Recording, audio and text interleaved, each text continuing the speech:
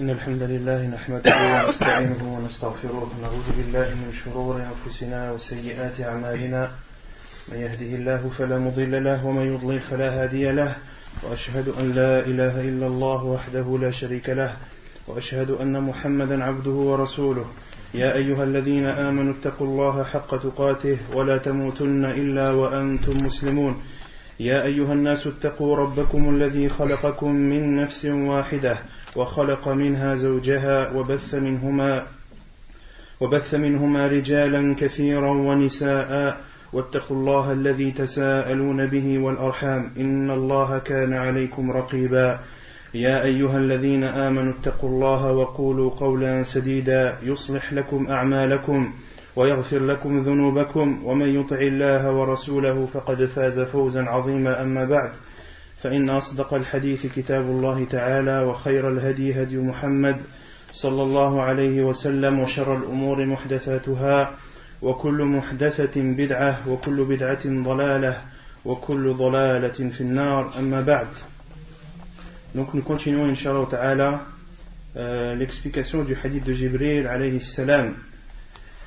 C'est peut-être le dernier cours, ça dépend du temps et de l'avancement. Ça peut être le dernier cours ou bien Inch'Allah ce sera l'avant-dernier. Donc concernant la semaine dernière, on avait parlé de... Concernant la semaine dernière, Inch'Allah, on avait parlé de Al-Murji'ah et de Al-Khawarij. Qui peut me citer la différence entre les deux? Qui sont-ils et que disent-ils et quel est leur regardement? Non. Al-Murji'ah a dit que quoi que tu fasses comme péché, ton iman ne bouge pas. Non. Et Al-Khawarij, ils disent le contraire. Ils disent quoi que tu fasses comme péché, tu fais pas partie des musulmans. Non. Ahsant. Donc Al-Murji'ah, leur regardement, c'est de dire que le croyant, le musulman a une foi totale, a une foi complète, et que jamais sa foi ne diminue, elle reste toujours au même niveau, quels que soient les péchés qu'il fasse. Et Al-Khawarij et Al-Mu'tazilah, eux disent que le croyant, celui qui commet un péché, est mécréant. Celui qui commet un péché est mécréant, quel que soit le péché qu'il a commis. Et Ahlus Sunnah wal Jama'ah, les gens qui suivent la Sunna, les musulmans, les vrais, que disent-ils? Non. Même les petits péchés qui Al-Kabira, les grands péchés. Ahsant. Al-Mu'tazilah, Al-Khawarij, ils rendent mécréants ceux qui ont commis un grand péché. Pas tous les péchés, un grand péché. Et on avait expliqué la différence la semaine dernière entre les grands et les petits péchés. Et Ahlus Sunnah wal Jama'ah, quelle est leur position? Non. Est-ce que c'est un mu'min nafas iman? Ahsant. Les Ahlus Sunnah sont entre les deux, sont entre Al-Murji'ah et entre Al-Khawarij. Et Ahlus Sunnah disent que celui qui commet un péché, le musulman qui commet un péché, ou le croyant qui commet un péché, il est pervers vis-à-vis du péché qu'il a commis, mais il est croyant vis-à-vis de tout le bien qu'il a, par rapport à tout le bien et à la croyance qu'il a en Allah Azza wa Jalla et en son prophète sallallahu alayhi wa sallam. Donc, le Sunnah, on avait dit qu'il n'attribue pas à cette personne la foi complète, de même qu'il ne la destitue pas du minimum de la foi. Contrairement à Al-Murji'ah, qui atteste à cette personne la foi complète, et contrairement à Al-Khawarij, qui eux destituent cette personne du minimum de la foi. Et Ahl Sunnah, ni il lui accorde ou lui attribue la foi complète, ni il lui enlève et le prive de la base de la foi, qui est l'islam. Ensuite, on avait expliqué les 3 degrés de la bienfaisance, de la croyance et de la soumission. Al-Ihsan, wal-Iman, wal-Islam. Et c'était un sujet un peu ambigu la semaine dernière. C'est vrai que c'était ambigu si les choses ne sont pas comprises comme il le faut. Donc j'ai fait quelques recherches concernant ce hadith et les explications des savants qu'ils ont données et comment comprendre en fait ce que beaucoup de frères m'ont posé la question. Ils ne comprennent pas la différence entre l'islam et la foi. Pourquoi? Parce que pour être musulman il faut avoir une foi. Donc pourquoi différencier la foi du musulman? Pourquoi le musulman différencier la foi de l'islam? Alors qu'une personne ne peut pas être musulman si elle ne croit pas en Allah, si elle ne croit pas en ses prophètes, etc. Et la réponse, c'est que ce qui est cité dans le hadith du prophète sallallahu alayhi wa sallam, le hadith de Jibril, lorsque le prophète sallallahu alayhi wa sallam est questionné sur l'islam, sur la foi et sur l'ihsan, le prophète sallallahu alayhi wa sallam est questionné sur des degrés. Il est questionné sur des degrés. Le degré de l'islam, qui est la soumission, le degré de la foi et le degré de la bienfaisance. Donc c'est 3 degrés. Et la preuve que ce sont 3 degrés, c'est qu'à la fin, le prophète alayhi wa sallam, qu'est-ce qu'il a dit? Il a dit, Jibril est venu vous enseigner votre religion. Autrement dit, l'islam, la foi et la bienfaisance font partie de la religion. Donc l'islam fait partie de l'islam. Mais l'islam, dans ce hadith, il faut comprendre dans le sens de la soumission. Et c'est pour ça que les savants ont dit la soumission, le prophète sallallahu alayhi wa sallam, lorsqu'il a donné la définition de la soumission, il a donné des choses extérieures, des actes extérieurs. Al-shahada, al-shahadatayn.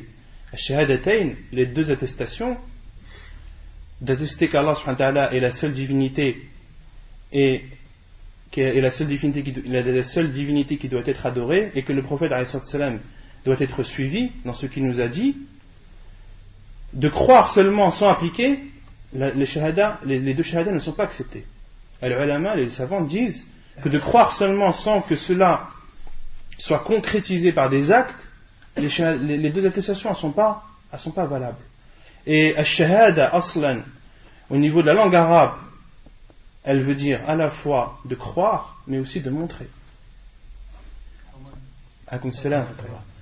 Donc là, je vous cite un résumé à peu près de ce que les savants ont dit. Par exemple, dans le verset où Allah subhanahu wa ta'ala dit Shahidallahu annahu la ilaha illahu wal malaikatu wa ulul ilmi qa'iman bil qist. Dans le verset, Allah subhanahu wa ta'ala dit Allah témoigne qu'il n'y a de vraie divinité que lui. Et les savants ont dit Shahid Allah, le mot shahida ici, il signifie qu'Allah subhanahu wa ta'ala sait, mais aussi qu'Allah subhanahu wa ta'ala informe et montre. Donc attester qu'il n'y a de vraie divinité qu'un musulman qui atteste qu'il n'y a de vraie divinité qu'Allah, ça veut dire qu'il doit savoir qu'Allah subhanahu wa ta'ala est le seul qui doit être adoré, mais aussi il doit le montrer. C'est de se voir extérieurement. Il doit se montrer par son tawhid. De même que de croire, d'attester que le prophète sallallahu alayhi wa sallam est l'envoyé d'Allah, c'est de savoir qu'Allah subhanahu wa ta'ala l'a choisi et en a fait de lui un prophète et un envoyé, mais tout cela doit se concrétiser en le suivant, en suivant le prophète sallallahu alayhi wa sallam. Et ça, ce sont des actes extérieurs. Et ensuite le prophète sallallahu alayhi wa sallam a continué l'explication ou la définition de la soumission en disant que c'est appliquer les prières, faire la zakat, donner l'aumône, jeûner et faire le pèlerinage. Donc tout ça, la soumission, les savants disent qu'elle englobe toutes les choses extérieures, tous les actes extérieurs. Et ensuite le prophète sallallahu alayhi wa sallam a été questionné sur la foi. Mais pas la foi en tant que foi qu'on connaît, c'est en tant que degré. D'accord ? Et les savants disent que la foi, en tant que degré, elle est propre aux choses intérieures. En tant que degré, elle est propre aux choses intérieures. C'est pour ça que le prophète sallallahu alayhi wa sallam l'a défini en disant que c'est de croire en Allah, en son prophète, de croire en Allah, en ses anges, en ses livres, en ses envoyés, au jour du jugement et au destin. Donc ce sont toutes des choses qui sont en rapport avec le cœur, donc des choses qui ne se voient pas. D'accord ? Et al-ihsan, c'est un degré aussi qui est d'adorer Allah subhanahu wa ta'ala comme si tu le voyais. Il y a 2 degrés dans l'ihsan, dans la bienfaisance. Il y a un haut degré et un degré plus bas. Le haut degré, c'est d'adorer Allah comme s'il était devant toi et que tu le voyais. Et si tu ne peux pas, d'adorer Allah en sachant que lui, il te voit. D'accord ? Et les savants, on a vu aussi dans les cours précédents que la foi, al-iman, c'est une parole, c'est une croyance, mais c'est aussi un acte. On avait vu ça. Al-iman qawlun wa amalun wa i'tiqad. On avait même dit qu'il y avait un ijma' des salafs sur ça. Que les salafs ont dit à l'unanimité que la croyance, que la foi, c'était une parole, un acte et une croyance. Comment comprendre ça ? La chose qu'il faut comprendre pour bien distinguer les choses, c'est la règle que les savants ont établie. lorsque l'islam et la foi sont cités dans un même contexte, ils veulent dire deux choses différentes. Et lorsque l'islam et la foi sont cités séparément, dans des contextes différents, dans des versets différents, dans des hadiths différents, chacun englobe l'autre. Et lorsque les savants disent al-imanu qawlun wa amalun wa i'tiqad, c'est-à-dire lorsque la foi est citée toute seule. Et lorsque la foi est citée toute seule, elle englobe l'islam. Et lorsque l'islam est cité tout seul, il englobe la foi. Et vous avez saisi ou pas? Béchir, t'as saisi? Là, c'est ceux qui n'ont pas saisi, c'est maintenant qu'il faut poser la question.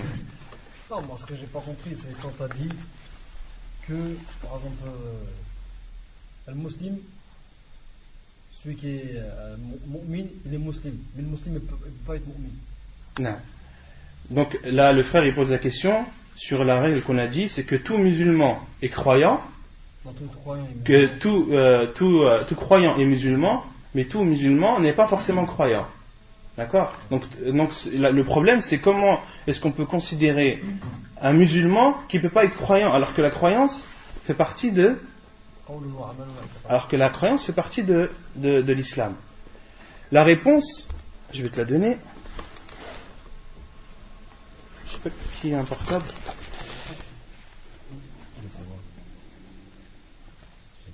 La réponse.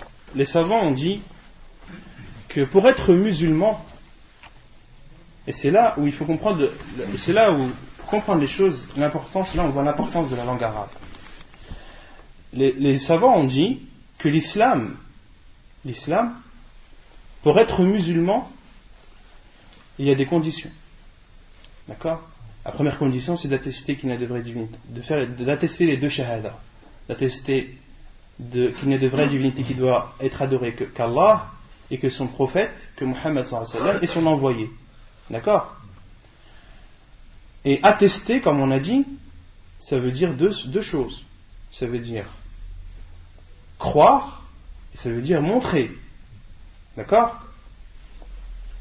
Et les savants ont dit, pour être musulman, il faut avoir la base de la foi. Et la base de la foi, c'est quoi? C'est les 6 piliers de la foi. Celui qui ne croit pas en Allah, il n'est pas musulman. Celui qui ne croit pas aux anges, il n'est pas musulman. Celui qui ne croit pas aux livres qu'Allah subhanahu wa ta'ala a révélés, il n'est pas musulman. D'accord? Celui qui ne croit pas aux prophètes, ou un seul des prophètes, il n'est pas musulman. Celui qui renie la résurrection et le jour du jugement, il n'est pas musulman. Celui qui renie le destin n'est pas musulman. Pourquoi? Car il était amputé d'un pilier de la foi. Car il n'a pas eu le minimum de la foi requise pour être musulman. D'accord? Donc le minimum pour être musulman, après là il y a un khilaf, les savants ont divergé. Certains disent que d'attester, de faire les 2 shahadas suffisent pour être musulman. D'autres savants disent il faut faire la shahada, les 2 shahadatayn, et faire la prière. Parce que beaucoup de savants considèrent celui qui délaisse la prière comme non musulman, comme kafir. Beaucoup de savants considèrent cela, avec tout ce que ça engendre comme conséquence. Un non-musulman, on ne prie pas sur lui. Un non-musulman, on ne demande pas la miséricorde d'Allah sur lui. Un non-musulman, on ne l'enterre pas dans un cimetière musulman. Un non-musulman, on ne mange pas la viande qu'il a égorgée, la bête qu'il a égorgée. Avec tout ce que ça implique. Un non-musulman, il n'hérite pas. Il n'hérite pas de bien. D'accord? Il n'hérite pas et il n'est pas hérité. Avec toutes les conséquences que cela engendre. Donc, selon la divergence des savants, certains considèrent que pour être musulman, il faut attester, les 2 attestations, et cela englobe d'avoir la base de la foi, c'est-à-dire les 6 piliers. Et d'autres savants rajoutent à cette condition la condition de faire la prière. Donc ça, ce sont les choses minimum pour être musulman. Et ensuite, l'iman, de croire, la croyance en tant que degré, c'est un degré supérieur à l'islam, à la soumission. Pourquoi? La preuve que c'est un degré supérieur, déjà on a 2 preuves que je peux vous citer comme ça. le verset qu'on avait vu la semaine dernière où Allah subhanahu wa ta'ala dit قالت الأعراب آمنا قل لم تؤمنوا ولكن قولوا أسلمنا. Les Bédouins ont dit nous avons cru, c'est-à-dire nous sommes croyants, et Allah subhanahu wa ta'ala a dit à son prophète dis-leur vous n'êtes قولوا قالت الأعراب آمنا قل لم تؤمنوا ولكن قولوا أسلمنا. Dit vous n'avez pas cru mais vous vous êtes soumis car la foi n'a pas encore pénétré vos cœurs. Et les ulama qui ont expliqué ce verset ont dit que c'était des Bédouins qui venaient de se convertir à l'islam. Donc ils n'avaient pas encore le temps d'atteindre le degré de la foi pour être croyants en tant que degré. D'accord? Et celui qui a la base de la foi est musulman, avec en attestant les deux shahadatayn, avec la différence, comme je vous ai dit, d'accomplir la prière. Ensuite, le degré de la foi en tant que degré, il est supérieur au degré de l'islam. La preuve, c'est le verset que je vous ai cité, mais aussi le hadith du prophète sallallahu alayhi wa sallam. Parce que le prophète sallallahu alayhi wa sallam, il a cité les degrés selon leur ordre d'importance. Il a d'abord cité la soumission, l'islam, ensuite il a cité l'iman, et ensuite il a cité l'ihsan. Donc il les a cités par ordre d'importance. Ensuite, les savants ont dit pourquoi est-ce que la croyance, qu'est-ce qu'il y a de plus, qu'est-ce que le croyant a de plus que le musulman? Le croyant, ce qu'il a de plus que le musulman, c'est que lui, il a déjà la base de la croyance, avec les deux shahadatayn et selon la divergence, la prière, mais il a plus. Il a plus.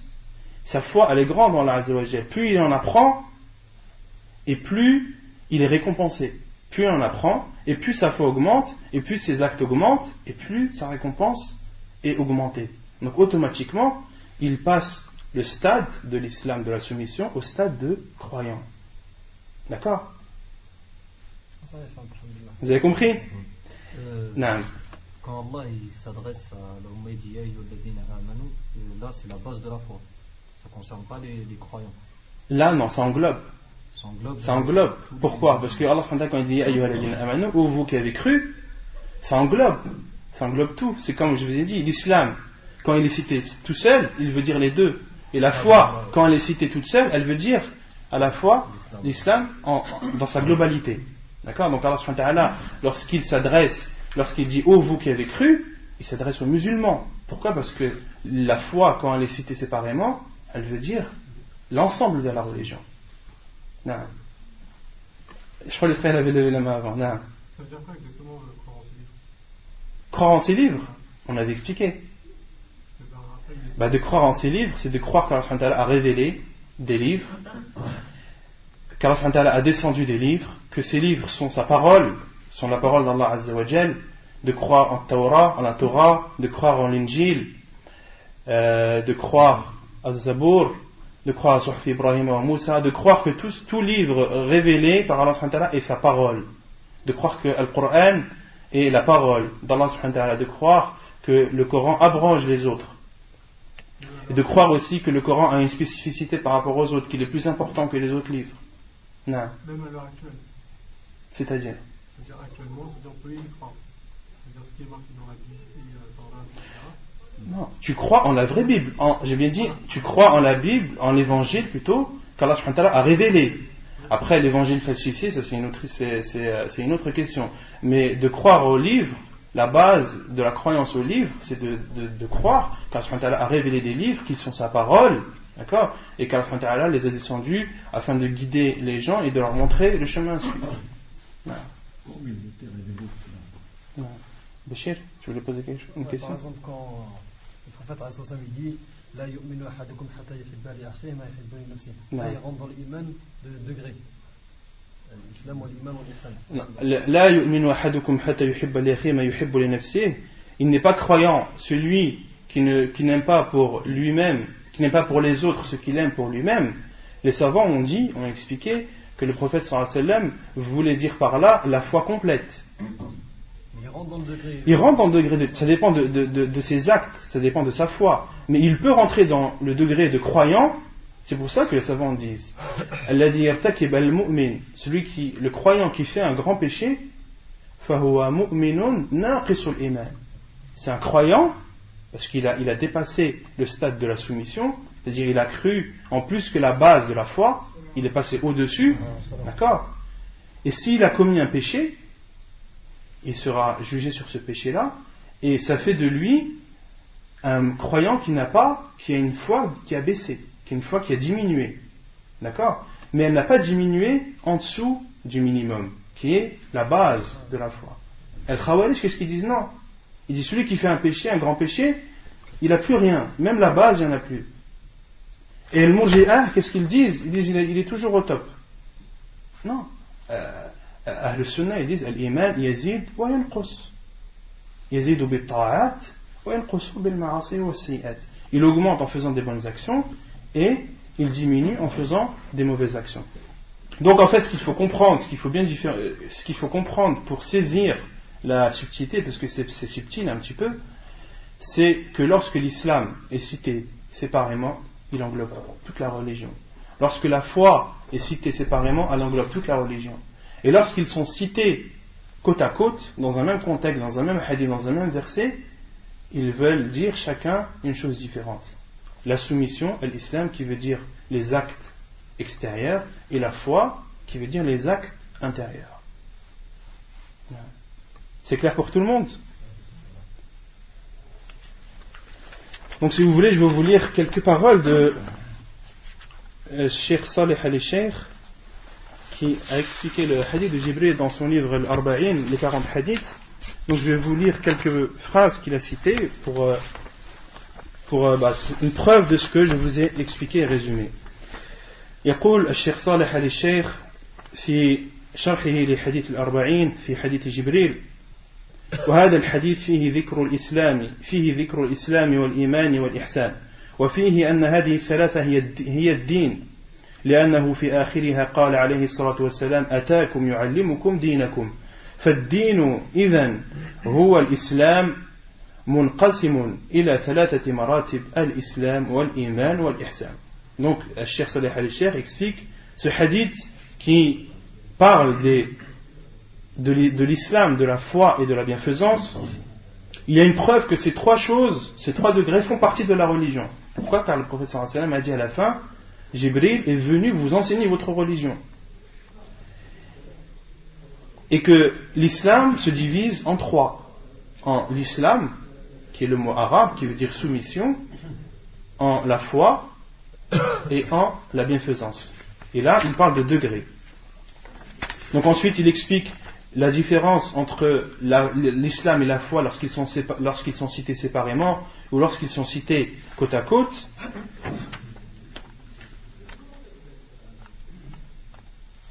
Et il dit aussi: وَلِهَذَا نَقُولُ الْإِسْلَامُ هُوَ الْأَعْمَالُ الظَّاهِرَةُ وَلَا يَصِحُّ إِلَّا بِقَدْرٍ مُصَحَّحٍ لَهُ مِنَ الْإِيمَانِ وهو الإيمان الواجب بالأركان الستة. فالإيمان الواجب يعني أقل قدر من الإيمان به يصبح المرء مسلما. Et le Cheikh dit, et l'islam, et c'est ainsi que nous disons que l'islam, c'est-à-dire les actes extérieurs, et cet islam n'est valable que en étant accompagné de la foi, c'est-à-dire de la base de la foi obligatoire, qui sont plutôt les 6 piliers. Et la foi obligatoire, la base de la foi, est essentielle afin de devenir musulman. C'est une condition pour devenir musulman. Et celui qui ne croit pas en un des piliers de la foi n'est pas musulman.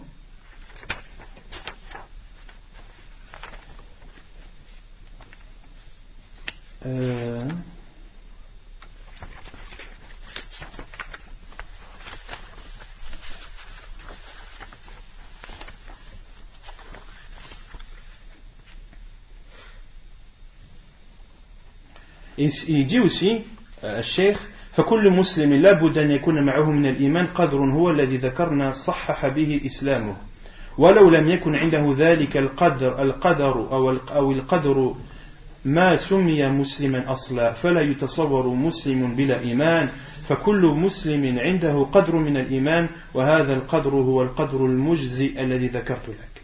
Donc le cheikh dit qu'il est inconcevable d'être musulman sans avoir la foi. Il est inconcevable d'être musulman sans avoir la foi, autrement dit le minimum de la foi requis.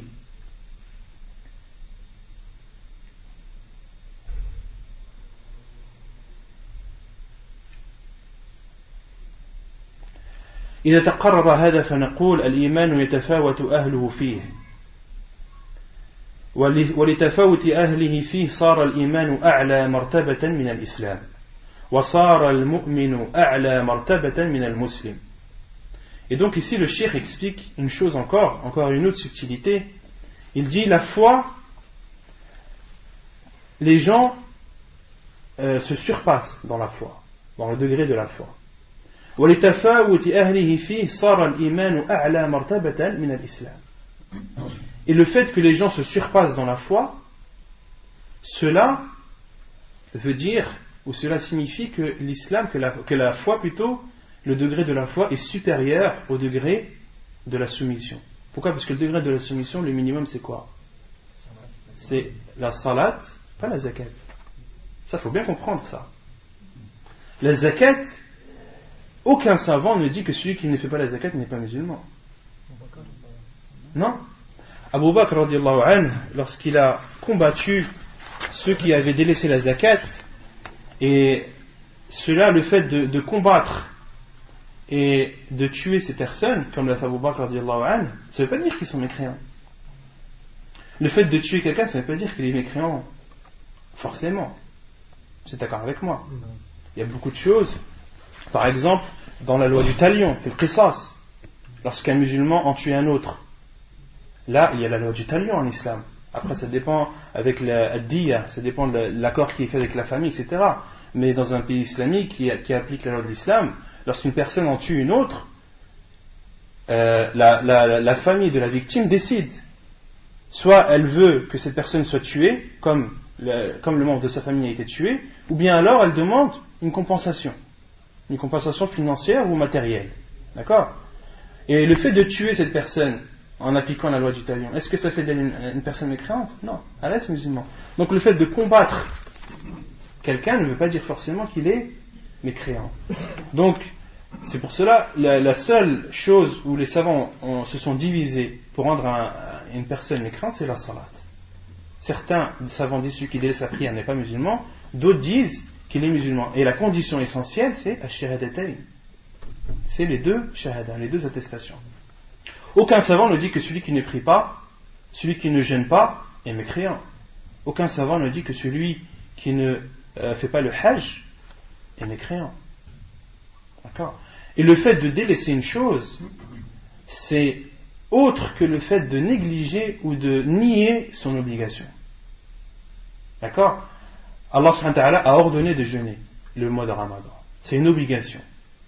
Celui qui ne jeûne pas, tout en croyant qu'Allah subhanahu wa ta'ala, que c'est un ordre d'Allah subhanahu wa ta'ala, que c'est obligatoire pour lui de jeûner, cette personne, on ne peut pas la rendre mécréante. On va dire qu'elle a commis un grand péché, qu'elle doit se repentir à Allah Azza wa Jal, qu'elle risque d'aller en enfer, mais on ne peut pas dire qu'elle est mécréante.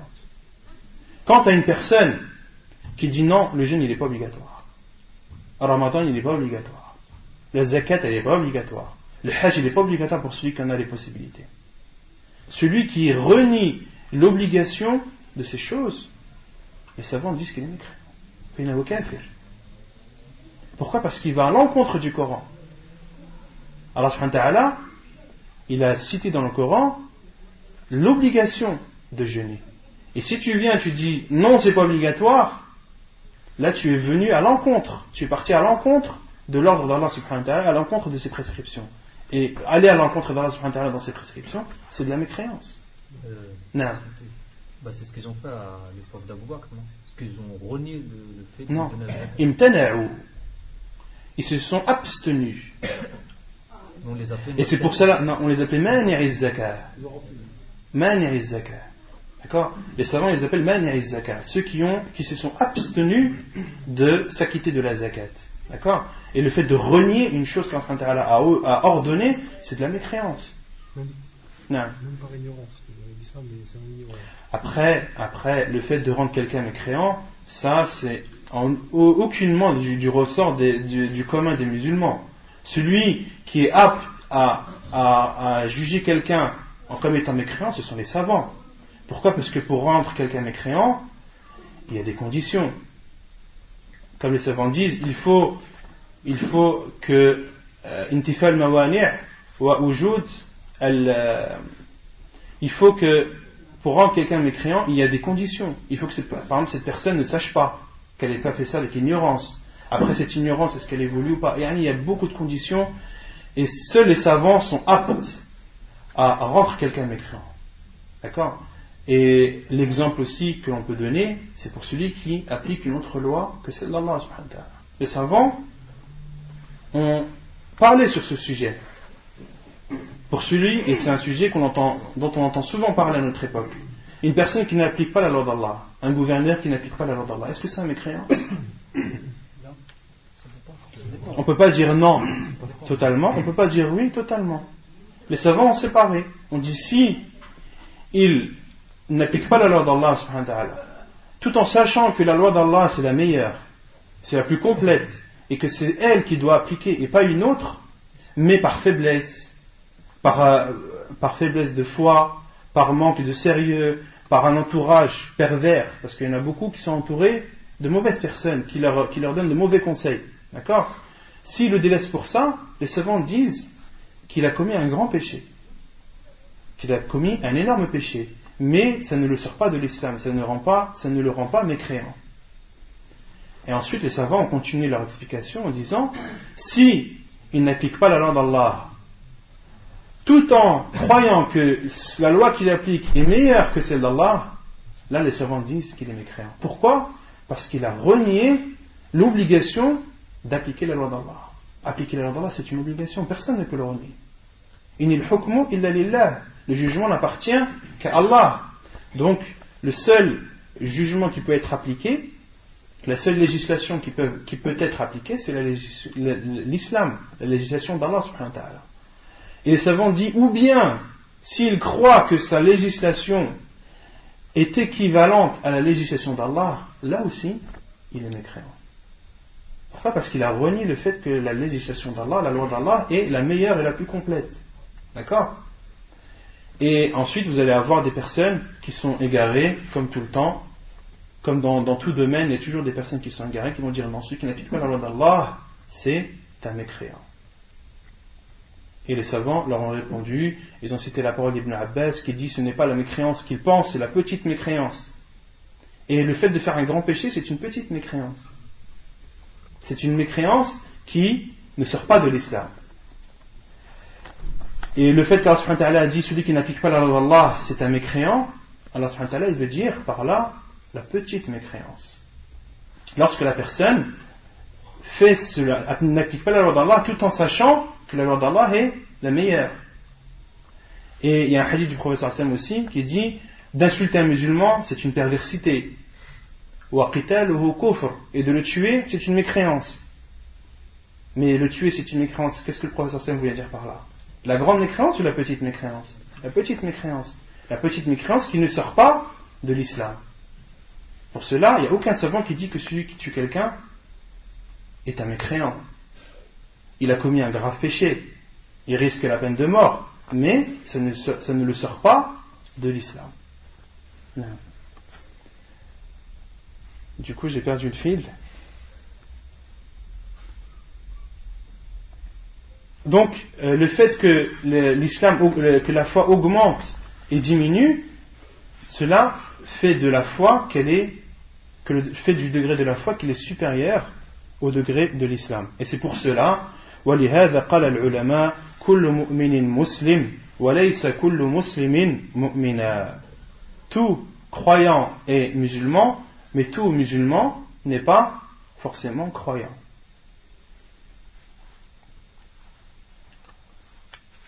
C'est bon, vous avez saisi ce sujet ou vous voulez encore des éclaircissements? Et il dit aussi, Donc je vais finir par ce qu'il a fini. Donc toujours la parole de Cheikh Saleh al-Sheikh. فتحقيق مرتبة الإيمان يكون بالقدر المجزي وما هو أعلى من ذلك لأن الإيمان أعلى مرتبة من الإسلام والمؤمن أعلى مرتبة من المسلم. Donc pour atteindre le degré de la croyance, le degré de croyant, le cheikh dit, il faut avoir le minimum requis de la foi, c'est-à-dire les 6 piliers, et plus. وَمَا هُوَ أَعْلَى مِنْ ذَلِكَ. Donc c'est là la différence entre le croyant et le musulman. D'accord ?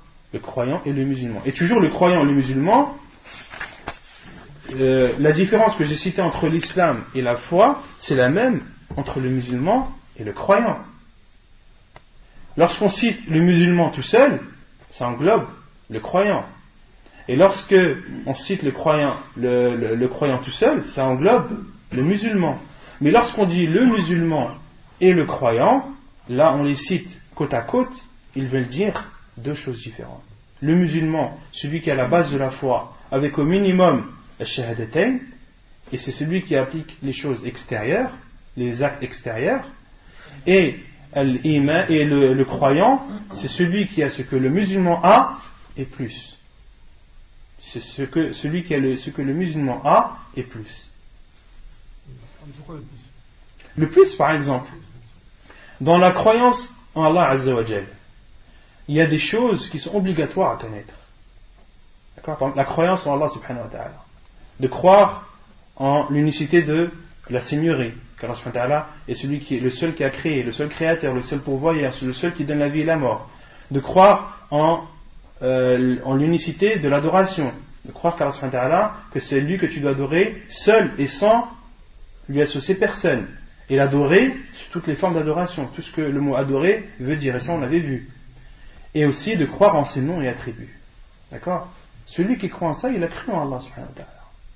D'accord ? Ensuite, celui par exemple qui ne sait pas que le jour du jugement on verra Allah subhanahu wa ta'ala, on verra son visage. Celui qui ne sait pas ça, il sait seulement qu'il faut adorer Allah dans la seigneurie, dans l'adoration et dans les noms et attributs, mais il ne sait pas qu'Allah subhanahu wa ta'ala on le verra. Or le fait de voir Allah subhanahu wa ta'ala, ça rentre dans quel cadre ? De l'iman, l'asma wa sifat. D'accord ? Une personne qui ne sait pas ça, est-ce qu'on dit elle qu'elle n'est pas musulmane ? Non. À partir du moment, et ça Cheikh Saleh al-Sheikh en parle, à partir du moment où il le sait, ça devient obligatoire pour lui d'y croire. D'accord ? Et là, c'est là où intervient le plus. Là, il a appris, il a cru en une chose au-dessus du minimum. Et ça fait de lui un croyant. Et celui qui croit, qui sait qu'Allah subhanahu wa ta'ala, qui va voir le visage d'Allah subhanahu wa ta'ala dans l'au-delà, qu'est-ce qu'il va faire automatiquement ? Ça va l'encourager, ça va augmenter sa foi, ça va lui permettre de faire plus de bien et de s'éloigner du mal. Donc, il passe à un degré supérieur du minimum. Et c'est pareil pour tous les autres piliers de la foi. De croire au livre. De croire au livre, il y a une chose obligatoire à croire, mais par exemple de croire que le Coran, par exemple, que le Coran, il est descendu en langue arabe. Par exemple. Est-ce que c'est une chose essentielle, une personne qui ne sait pas que le Coran est descendu en arabe, est-ce que ça fait de lui un non-musulman parce qu'il n'a pas cru au Coran ? Mais celui qui sait que le Coran est descendu en arabe, il doit obligatoirement croire que le Coran est descendu en arabe. Et ainsi de suite pour tous les autres piliers. Donc il y a une chose minimum et il y a un plus. Et ce plus-là, c'est ce qui fait la différence entre le croyant et le musulman. Le sujet est clos ? Taïb. Donc on continue, Inch'Allah.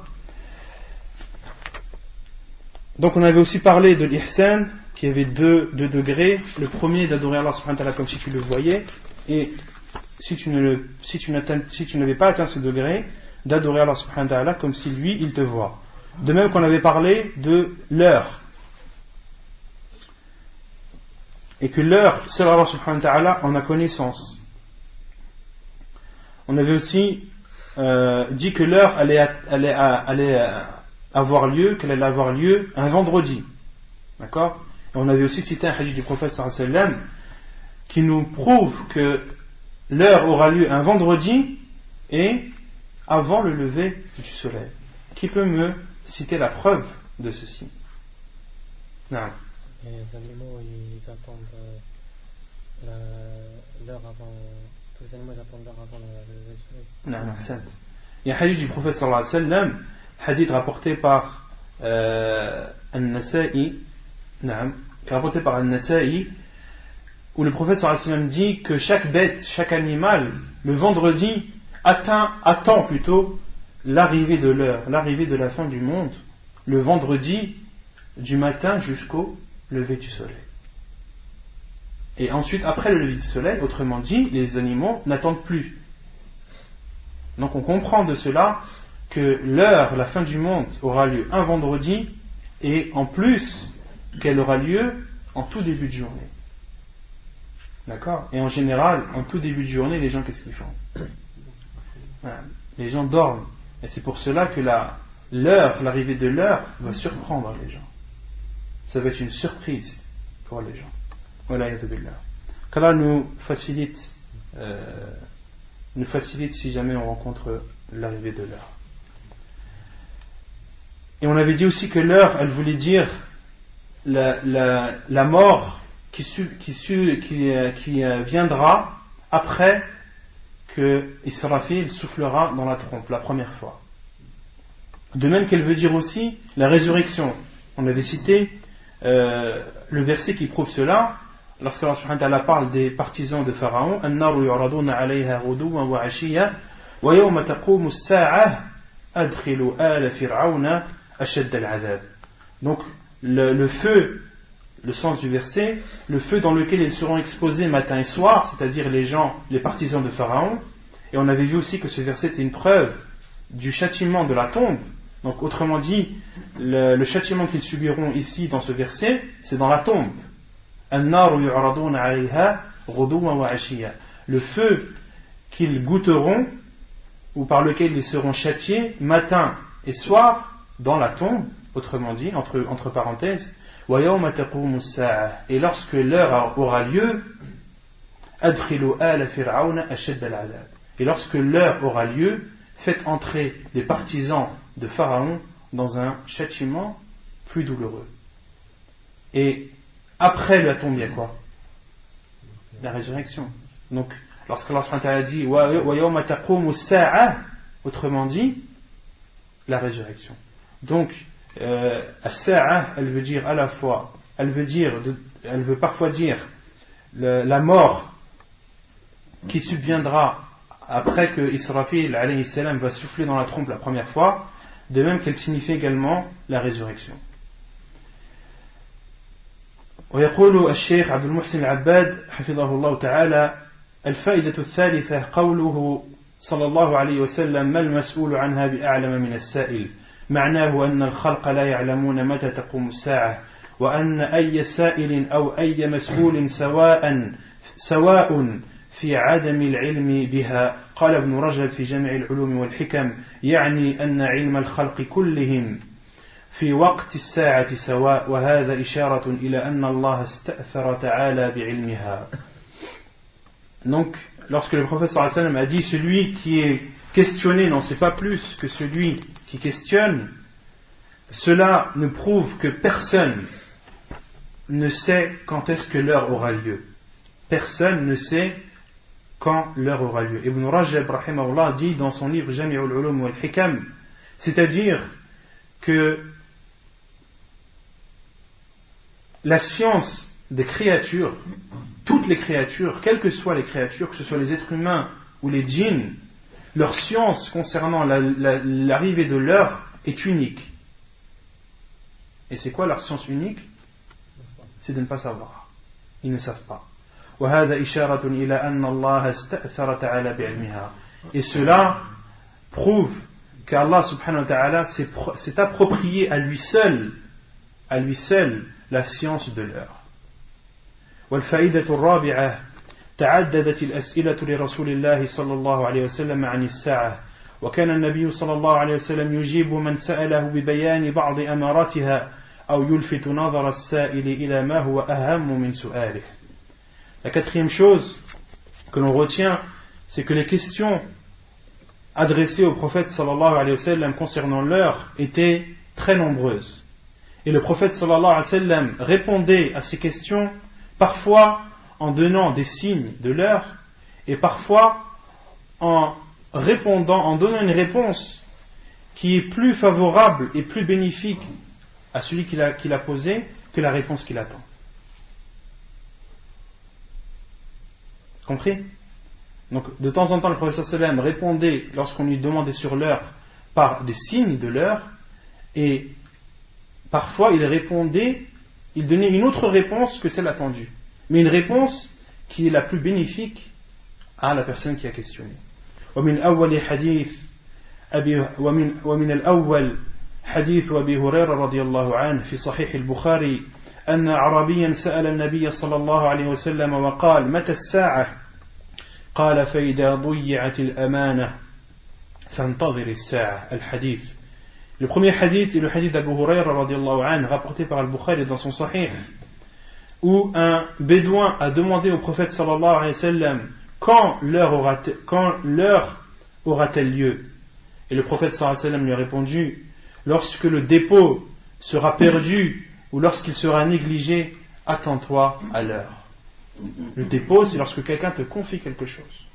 Al-amana, lorsque quelqu'un te confie quelque chose, et ça peut être une chose matérielle comme une chose spirituelle, une chose immatérielle. Un dépôt, ça peut être un secret. Quelqu'un qui te dit une chose, il te dit ça reste entre moi et toi. C'est un dépôt. D'accord? Et c'est à toi de préserver ce dépôt. Une personne qui te donne de l'argent, te dit est-ce que tu peux me garder cet argent? C'est un dépôt. Allah subhanahu wa ta'ala, les enfants qui t'a donné, c'est un dépôt. Et le prophète sallallahu alayhi wa sallam a répondu à cette personne, donc parmi les signes de l'heure, c'est le fait de négliger le dépôt, de ne pas lui donner l'importance qu'il a, et de le perdre. Et le prophète sallallahu alayhi wa sallam a répondu à ce bédouin, si lorsque tu verras le dépôt être négligé ou perdu, attends-toi à l'arrivée de l'heure.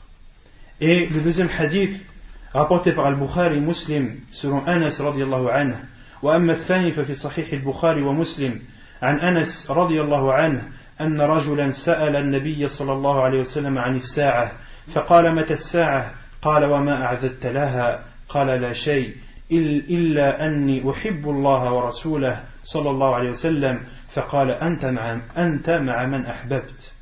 Et le second hadith rapporté par Anas, selon Anas, rapporté par Al-Bukhari et Muslim, qui dit un homme est venu demander au prophète sallallahu alayhi wa sallam sur l'heure, et le prophète alayhi salatu wa sallam lui a dit qu'as-tu préparé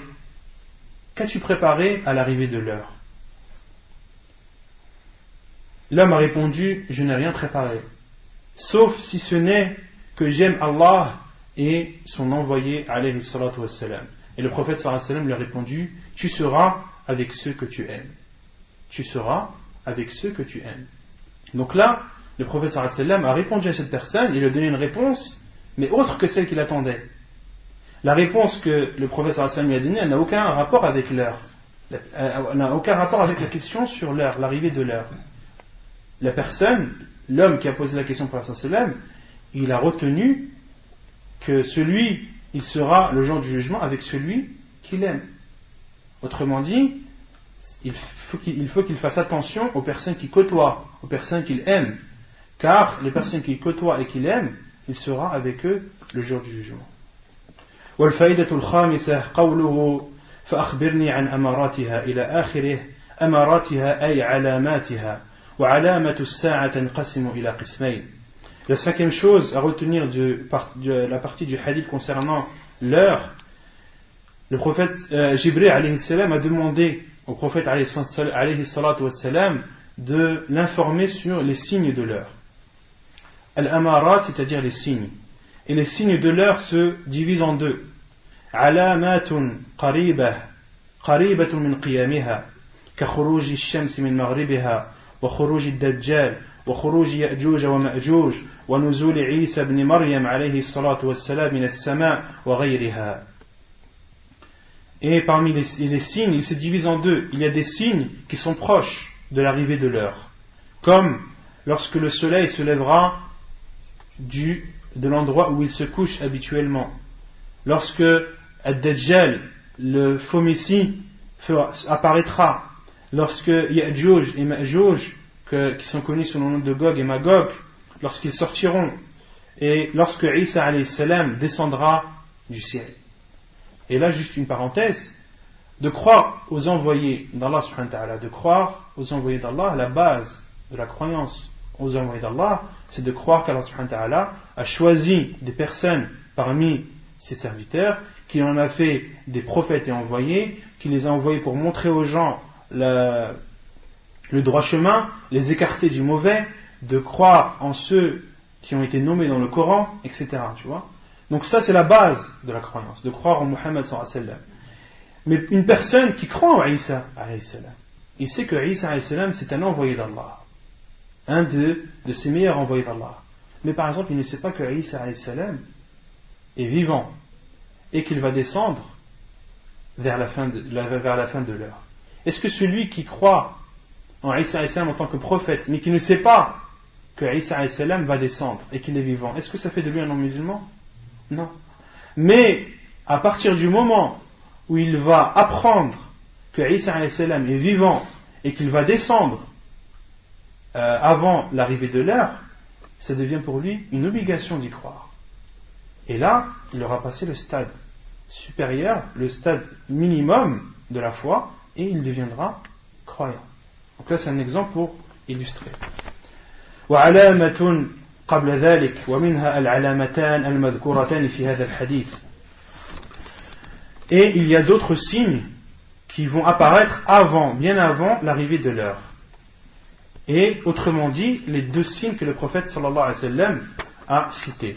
Quant au premier signe que le prophète sallallahu alayhi wa sallam a cité, ومعنى قوله أن تلد الأمة ربتها فسر بأنه إشارة إلى كثرة الفتوحات وكثرة السبي وأن من المسبيات من يطأها سيدها فتلد له فتكون ولد ويكون ولدها بمنزلة سيدها وفسر بتغير الأحوال وحصول العقوق من الأولاد لآبائهم وأمهاتهم وتسلطهم عليهم حتى يكون الأولاد كأنهم سادة لآبائهم وأمهاتهم رجح هذا الحافظ ابن حجر في الفتح.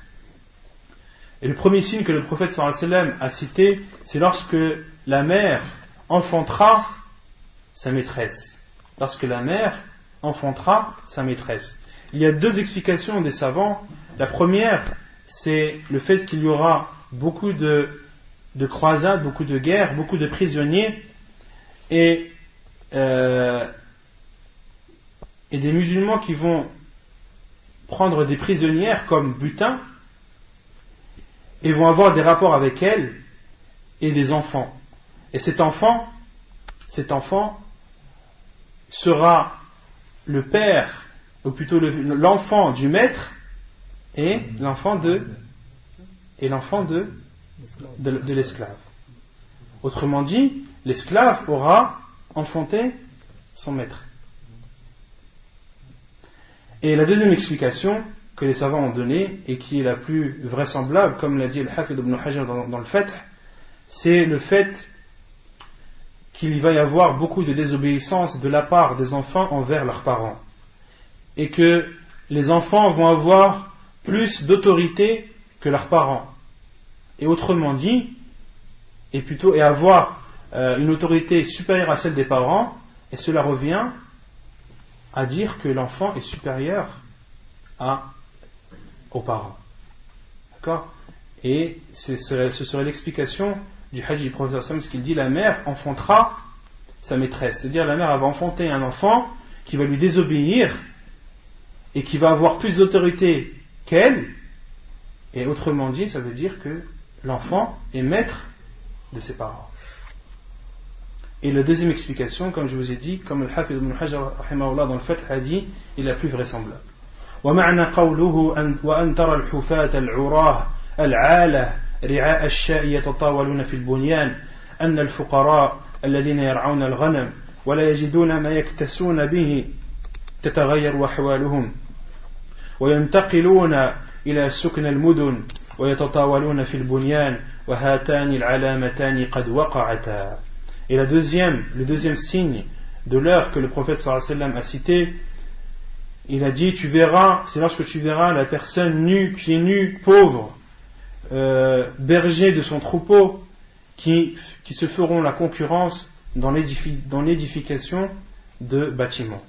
C'est-à-dire que les pauvres qui gardaient des animaux, qui gardaient des moutons, des vaches, etc., et qui ne trouvaient rien à porter, ils vont émigrer vers les villes, ils vont passer de la campagne à la ville, et construiront des maisons et se feront la concurrence dans leur construction. Et ensuite le Cheikh wahatani al-alamatani qad waqa'ata. Et ces deux signes sont présents. Le premier, chacun d'entre vous le voit, et le second, le meilleur exemple, ce sont nos parents. Qu'Allah les préserve. Demandez-leur qu'est-ce qu'ils portaient quand ils étaient petits. Demandez-leur quelles étaient leurs chaussures et leurs sandales. C'était des pneus. Un bout de pneu, ils mettaient une ficelle et puis c'était une chaussure pour eux. Et demandez-leur qu'est-ce qu'ils portaient comme vêtements. Ils vous diront. Et ils vivaient dans la campagne, loin de la ville, et à l'heure d'aujourd'hui, au jour d'aujourd'hui, on les voit, ce sont des citadins, ils habitent dans les villes, ils construisent des maisons, ils les construisent même ici et là-bas. Et ils se font concurrence dans l'édification de ces bâtiments. والفائدة السادسة قوله ثم انطلق فلبثت مليا ثم قال لي يا عمر أتدري من السائل قلت الله ورسوله أعلم قال فإنه جبريل أتاكم يعلمكم دينكم معنى مليا أي زمنا فقد أخبر النبي صلى الله عليه وسلم أصحابه عن السائل بأنه جبريل عقب انطلاقه وجاء أنه أخبر عمر بعد 3 ولا تنافي بين ذلك لأن النبي صلى الله عليه وسلم أخبر الحاضرين ولم يكن عمر رضي الله عنه معهم بل يكون انصرف من المجلس واتفق له أنه لقي النبي صلى الله عليه وسلم بعد 3 فأخبره. Ensuite, Omar radiallahu anhu, qui est le rapporteur du hadith, a dit, puis il s'est passé un certain temps, et le prophète sallallahu alayhi wa sallam m'a dit, ô Omar, sais-tu quelle était la personne qui avait questionné? J'ai répondu, Allah et son envoyé sont les plus savants. Et le prophète sallallahu alayhi wa sallam a répondu, c'était Jibril qui était venu vous enseigner votre religion. Dans cette partie du hadith, il y a plusieurs versions. Il y a une version authentique où le prophète sallallahu alayhi wa sallam, lorsque Jibril alayhi salam est parti, il y a une version où le prophète sallallahu alayhi wa sallam a ordonné ses compagnons d'aller le rattraper. Lorsque Jibril est parti, le prophète sallallahu alayhi wa sallam a ordonné à certains de ses compagnons d'aller à l'encontre de cet homme et de ne pas le laisser partir. Et ils sont partis, ils l'ont cherché, mais en vain, ils ne l'ont pas trouvé. Et en fait, c'est pour expliquer la parole de Omar qui dit, puis un laps de temps s'est écoulé. L'homme est parti, un laps de temps s'est écoulé, et ensuite le prophète sallallahu alayhi wa sallam a dit, ô Omar, sais-tu quelle est la personne qui a questionné? Dans d'autres hadiths, après 3 jours, le prophète sallallahu alayhi wa sallam m'a dit, ô Omar, sais-tu quelle est la personne qui a questionné? Et les savants ont rassemblé les deux hadiths et ont dit que le laps de temps qui est cité dans cette version, elle signifie 3 jours. Et pourquoi 3 jours? Parce que Omar, les savants ont compris que Omar radiallahu anhu faisait partie de ces personnes qui étaient parties à l'encontre de cet homme. Autrement dit, il s'est absenté de l'assemblée où étaient présents le prophète sallallahu alayhi wa sallam et ses compagnons. Et le prophète sallallahu alayhi wa sallam, à ce moment-là, il a informé ses compagnons que c'était Jibril qui était venu les questionner. Mais Omar radiallahu anhu, lui, n'était pas présent à ce moment-là. Il était parti à la poursuite de Jibril alayhi salam. Il ne savait pas que c'était Jibril. Vous avez saisi? Il est parti à sa poursuite et il n'a pas assisté à la réponse du prophète sallallahu alayhi wa sallam qu'il a donnée aux compagnons qui étaient présents. D'accord? Et d'autres savants ont dit, et Omar radiallahu anhu n'est pas revenu car il avait une chose qui l'en a empêché. Et ensuite, après 3 jours, Omar radiallahu anhu a rencontré le prophète sallallahu alayhi wa sallam. Et la preuve, les savants disent la preuve que le prophète sallallahu alayhi wa sallam a rencontré Omar après, c'est qu'il a dit Ya Omar. Il parle à Omar. S'il était dans le majlis, dans l'assemblée, pourquoi le prophète aurait dit Ya Omar? Il aurait dit Savez-vous qui est venu vous questionner? Là, il a dit Oh Omar, c'est-à-dire que c'était entre lui et Omar radiallahu anhu. Entre le prophète alayhi salam et Omar. Et ceci, c'est la compréhension de Nawawi. Nawawi rahimahullah, dans son livre, dans son Sahih, dans l'explication qu'il a faite de Sahih Muslim, a cité cette explication. Et c'est là où on voit la science des savants et leur compréhension des hadiths du prophète sallallahu alayhi wa sallam et l'importance des savants, et que la science, ce n'est pas seulement de comprendre un hadith et de bloquer sur ce hadith. Non. La science du hadith, pour comprendre la sunna du prophète sallallahu alayhi wa sallam, il faut prendre la sunna dans sa globalité. Il faut prendre la sunna dans sa globalité, car la sunna, elle se complète entre elles. Et qui connaît la sunna dans la globalité? Ce sont les savants. Et malheureusement, beaucoup de personnes apprennent un hadith et croient qu'ils ont atteint la science infuse. Ils croient qu'ils ont atteint la science infuse, ils appliquent ce hadith, et peut-être qu'ils appliquent un hadith qui est tout simplement abrogé. Et ils ne savent pas qu'il y a un autre hadith du prophète sallallahu alayhi wa sallam qui dit, ou plutôt qui vient abroger ce hadith. Une personne qui dit, par exemple, que le prophète sallallahu alayhi wa sallam a maudit ceux qui visitent les tombes. Moi, j'ai appris un hadith du prophète sallallahu alayhi wa sallam qui interdit ceux qui visitent les tombes. Mais il y a un autre hadith du prophète sallallahu alayhi wa sallam qui vient l'abroger. Il dit, je vous avais interdit de visiter les tombes, maintenant visitez-les, car elles vous rappelleront l'au-delà. Et le prophète sallallahu alayhi wa sallam, la première fois lorsqu'il a interdit, c'est de peur, car les gens venaient de se convertir à l'islam, de peur que leur cœur s'attache aux morts et qu'ils les adorent ou qu'ils les implorent. D'accord? Donc la science, la compréhension de la sunna du prophète sallallahu alayhi wa sallam, on voit très bien les savants, comment ils sont précis et la précision de leurs paroles. ويشرع للمسؤول. طيب الفائدة السابعة كان النبي صلى الله عليه وسلم يسأل أصحابه عن أشياء للفت أنظارهم إلى الاستعداد لجوابها فيقولون الله ورسوله أعلم ثم يجيبهم كما في حديث عمر هذا وكما في حديث معاذ بن جبل رضي الله عنه أتدري ما حق الله على العباد وما حق العباد على الله قلت الله ورسوله أعلم الحديث رواه البخاري ومسلم.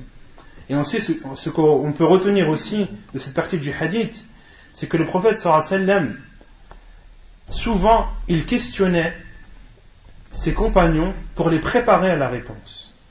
Il leur posait une question pour les préparer à la réponse qu'il va leur donner afin qu'ils la retiennent. Comme la question du prophète sallallahu alayhi wa sallam lorsqu'il leur a dit « Savez-vous qui est venu questionner ?» Les savants ont dit, le prophète sallallahu alayhi wa sallam a posé cette question afin de les préparer à la réponse et pour qu'ils la retiennent bien.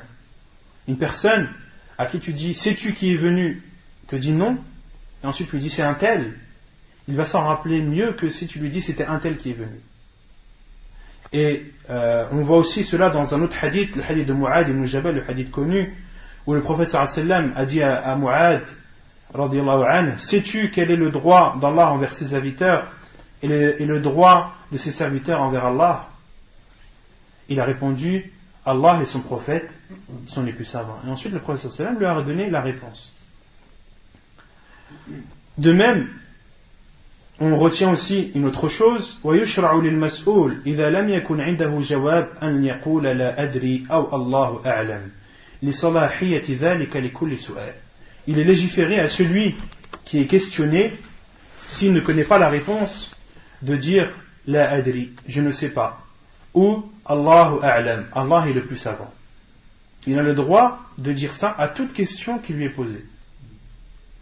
Une personne à qui on pose une question qui ne connaît pas la réponse, quelle que soit la question qui est posée, il a le droit de dire Allahu a'lam ou La adri, je ne sais pas.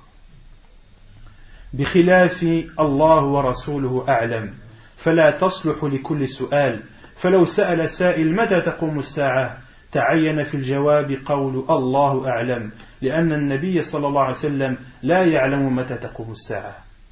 Et quant au fait de répondre Allah et son prophète sont les plus savants, cette réponse n'est pas appropriée à toute question. Donc on a dit, le fait de dire La adri ou Allahu a'lam, tu peux le dire à toutes les questions qui te sont posées, si tu ne connais pas la réponse. Mais de dire Allahu wa rasuluhu a'lam, Allah et son prophète sont les plus savants, c'est une réponse qui peut être dite, mais pas à toutes les questions posées. Par exemple, comme l'exemple qui est donné par le cheikh, par exemple, si quelqu'un te pose la question quand l'heure aura-t-elle lieu? Quand la fin du monde aura-t-elle lieu? La réponse obligatoire, c'est de dire Allahu a'lam. Et il n'est pas légiféré de dire Allahu wa rasuluhu a'lam. Tu dois dire obligatoirement Allah est le plus savant. Et tu n'as pas le droit de dire Allah et son envoyé sont les plus savants. Pourquoi? Parce que le seul qui détient la connaissance de l'heure, c'est Allah subhanahu wa ta'ala. Et le prophète sallallahu alayhi wa sallam ne le sait pas. La preuve qu'il ne le sait pas, il l'a dit. Mal mas'oulu anha bi'a'la min as-sa'il. Celui qui est questionné n'en sait pas plus que celui qui questionne. وأيضا فإن النبي صلى الله عليه وسلم بعد موته لا يعلم بما يحصل لأمته بعد لحديث ابن مسعود رضي الله عنه أن النبي صلى الله عليه وسلم قال أنا فرطكم على الحوض ولا يرفعن رجال منكم ثم لا يختلجن دوني فأقول يا رب يا أصحابي فيقال إنك لا تدري ما أحدث بعدك رواه البخاري ومسلم. De même que le prophète sallallahu alayhi wa sallam ne sait pas tout ce qui s'est produit après sa mort. Et la preuve, c'est le hadith d'Ibn Mas'ud qu'on avait déjà cité, où le prophète sallallahu alayhi wa sallam dit: je serai le premier où je vous précéderai à l'arrivée de mon bassin. On avait vu que le prophète sallallahu alayhi wa sallam avait un bassin. On avait expliqué tout ceci dans les cours précédents. Et ensuite, le prophète sallallahu alayhi wa sallam dit: puis des personnes seront séparées de moi, puis ils seront éloignés. Et je dirai: oh Allah, mes compagnons. Et il sera dit au prophète sallallahu alayhi wa sallam: tu ne sais pas ce qu'ils ont fait après toi. Tu ne sais pas ce qu'ils ont fait après toi. Hadith rapporté par Al-Bukhari et Muslim. Et ceci englobe toutes les choses qui sont apparues ou qui ont lieu après la mort du prophète sallallahu alayhi wa sallam. D'accord? Si on te dit par exemple quand est-ce qu'Abu Bakr est mort, t'as pas le droit de dire Allahu wa rasuluhu a'lam, parce que le prophète sallallahu alayhi wa sallam, il ne sait pas quand Abu Bakr radiallahu anhu est mort, car il est mort après lui. Tout ce qui est apparu et tout ce qui a eu lieu après la mort du prophète sallallahu alayhi wa sallam, le prophète sallallahu alayhi wa sallam ne le sait pas, sauf les choses dont il nous a informés. Car si le prophète sallallahu alayhi wa sallam nous en a informés, c'est qu'il le savait. Tout ce qu'il nous a informé sur les signes de l'heure, sur tout ce qui va se passer le Yom al-Qiyamah, tout ce que le prophète sallallahu alayhi wa sallam nous a informé, on doit y croire. Et ça fait même partie de l'attestation que Muhammad sallallahu alayhi wa sallam est son envoyé. Car on avait vu que d'attester que Muhammad sallallahu alayhi wa sallam est son envoyé, c'est quoi? C'est de croire en ce qu'il a dit, de appliquer ce qu'il a ordonné et de délaisser ce qu'il a interdit. Donc de croire en tout ce qu'il a dit, c'est d'attester que tout ce que le prophète sallallahu alayhi wa sallam nous a informé, que ce soit à son époque ou ensuite, que ce soit des choses visibles ou invisibles, on doit y croire. والمراد بالأصحاب المشار إليهم في الحديث الذين ارتدوا بعد موته وقتلوا على أيدي الجيوش التي أرسلها أبو بكر رضي الله عنه لقتال المرتدين. وإلى هنا انتهى شرح هذا الحديث العظيم، والحمد لله رب العالمين، وصلى الله وسلم وبارك على عبده ورسوله نبينا محمد وعلى آله وصحبه أجمعين. Et le cheikh donne l'explication de ceux qui seront repoussés du bassin du prophète sallallahu alayhi wa sallam.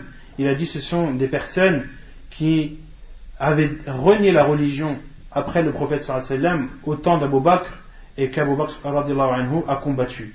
Et d'autres savants ont dit que ceux qui seront repoussés du bassin, ce sont ceux qui auront fait des innovations. Ceux qui auront fait des innovations. Car dans le hadith, il sera dit au prophète sallallahu alayhi wa sallam: innaka la tadri ma ahdathu ba'dak. Tu ne sais pas ce qu'ils ont innové après toi. Et les savants ont dit que les innovateurs ne boiront pas du bassin du prophète sallallahu alayhi wa sallam et ils seront repoussés. Et ils utilisent ce hadith pour montrer la dangerosité de l'innovation dans la religion. Innover dans la religion, c'est un grand péché. Il y a même un hadith du prophète sallallahu alayhi wa sallam qui dit que entre al-mubtadi' et le repentir, il y a un voile. Il y a un voile, et ce voile ne sera enlevé que lorsque cet innovateur délaissera son innovation. C'est un hadith authentique du prophète sallallahu alayhi wa sallam qui dit qu'il y a un voile entre le mubtadi' et la tawba, et le repentir. Et les savants ont expliqué ce voile. Qu'est-ce que c'est que ce voile?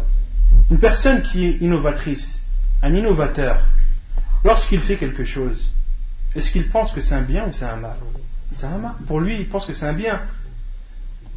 Pour lui, il pense que c'est un bien. Et c'est là toute la subtilité de l'innovation. Une personne, par exemple, qui va dire, après la prière, vous devez dire 359 fois Allahu Akbar. Vous devez dire 359 fois Allahu Akbar. Qu'est-ce qu'on lui dit? C'est une innovation.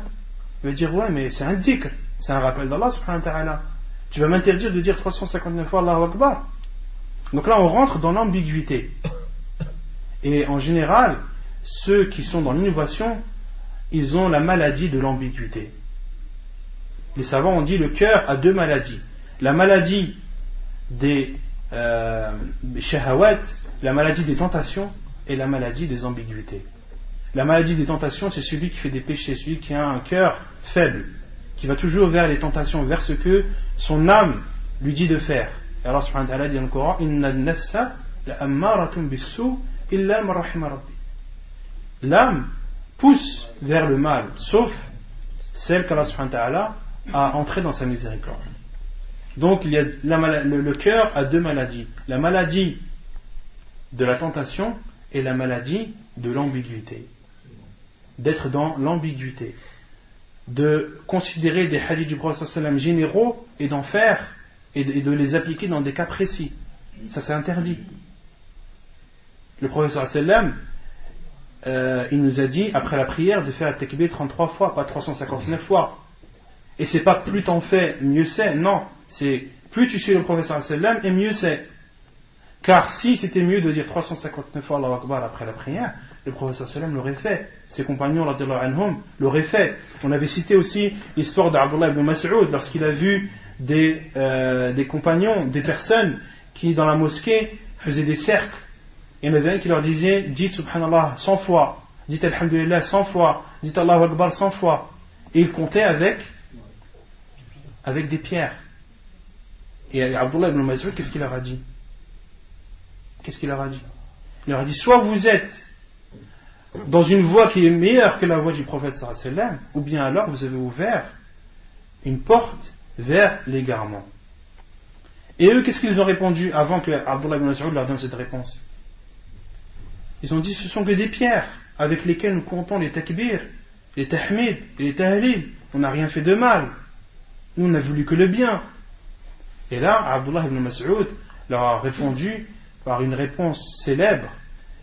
Et combien de personnes veulent le bien mais ne l'atteignent pas? Combien de personnes veulent le bien mais ne le font pas? Combien de personnes veulent le bien mais font le mal sans le savoir? Et c'est pour cela qu'un acte, pour qu'il soit accompli, il doit être à la fois sincère et conforme à la sunna du prophète sallallahu alayhi wa sallam. Donc, est-ce que on dit que les innovateurs, ouais, on ne peut pas leur vouloir, masakin, on ne peut pas leur vouloir, ils ont une bonne intention? On dit non. Le fait d'avoir une bonne intention, ça ne rend pas leur acte légiféré. Ça ne rend pas leur acte, l'acte qu'ils font, l'innovation qu'ils font, ça ne la rend pas bien. Pourquoi? Parce qu'elle est non conforme à la sunna du prophète sallallahu alayhi wa sallam. Donc c'est ainsi que se termine l'explication du hadith de Jibril alayhi salam, hadith expliqué par Cheikh Abdul Muhsin Abbad. Donc aujourd'hui, comme je vous l'ai dit au début du cours, c'était le dernier cours concernant ce livre. Et Inch'Allah ta'ala, la semaine prochaine, on va entamer un autre livre qui est intitulé Al-Mawsu'atu al-Fiqhiyya al-Muyassara fi Fiqh al-Kitab wa Sunnah al-Mutahhara le Cheikh Hussein al-Uwaysha. Donc le livre qu'on va entamer la semaine prochaine, Inch'Allah, c'est comment traduire, la compilation juridique facilitée